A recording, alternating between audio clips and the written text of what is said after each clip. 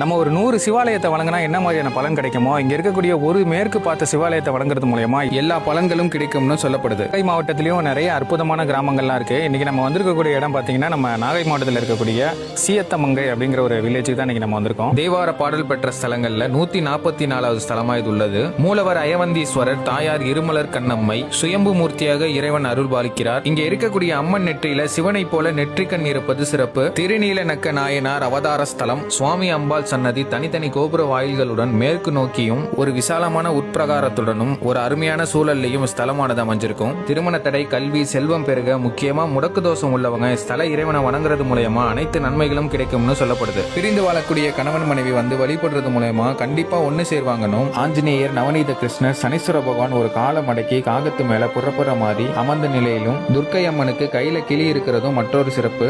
இது மாதிரியான டெம்பிள் வீடியோஸ்லாம் பார்க்கறதுக்கு மறக்காம நம்ம பேஜை ஃபாலோ பண்ணி வச்சுக்கோங்க.